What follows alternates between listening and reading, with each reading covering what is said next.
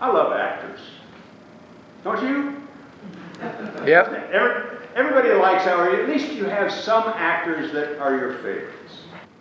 Not everybody feels that way about actors. Alfred Hitchcock, for instance, was once quoted as saying, actors are cattle. And when Hitchcock heard that, he quickly corrected. He said, no, I did not say actors were cattle. I said actors should be treated like cattle.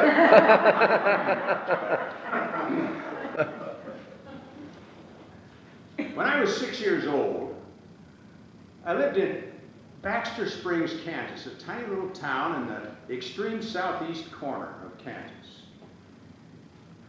And every Saturday, I would join all the kids in town at the picture show. For 10 cents, for one dime, you could get a double feature cowboy movie, 2 cowboy movies, a serial, a cartoon, and a newsreel. What a deal.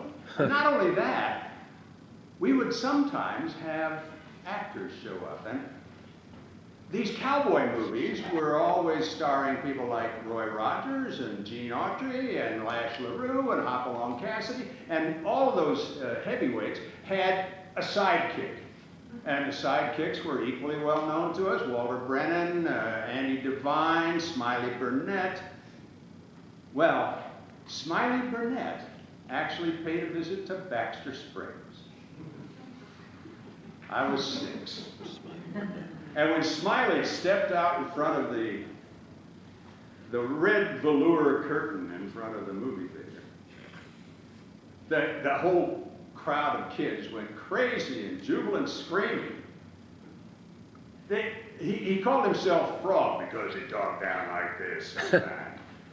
So he got up there and said, "Is there somebody here who can help me out?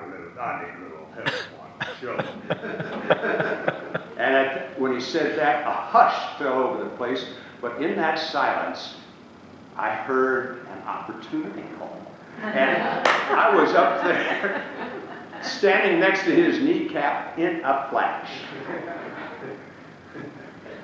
Well, he gave me a tiny little harmonica that would play one tune, one note. And then Smiley and I proceeded to play, I think it was Red River Valley or Home on the Range. He would nod and wink at me whenever I turned to play the harmonica. It was my first time in front of an audience, and I have to say, I found it very gratifying. I think my path was set at that moment. Huh. And Smiley was an excellent example of the need to have audience interaction. You know, use your audience. And he used them well. Now, we hit the flash forward button a little bit. 1963.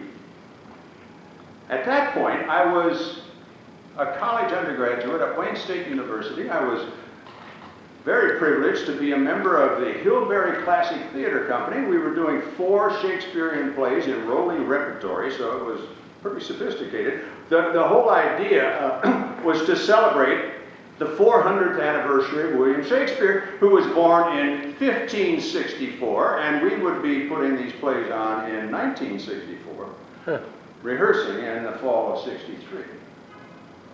Now, they assigned me a roommate, a wonderful fella. He's my best friend still, Bill Heslop. And Bill Heslop was also a sidekick aficionado.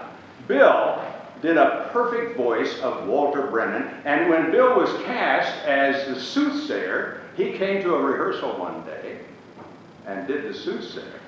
"Caesar! Watch out, boy, they're after you! Beware the Ides of March!" Now, we were rehearsing Julius Caesar, one of the 4 plays we were rehearsing that play in November 1963, November 22nd. We were rehearsing, yes, the assassination scene in Julius Caesar. We took a break for lunch. We came out into the lobby, and the box office manager, Phil Fox, told us that John Kennedy had been shot. Wow. Strange how things work like that, because reality suddenly came crashing in on us, and we realized that, yes, Shakespeare was writing reality too. He was writing about a true event that had happened 1,500 years in his past. Okay, hit the flash forward button one more time. I come to New York. I'm in a production at Joe Papp's Public Theater, a new play called No Place to Be Somebody.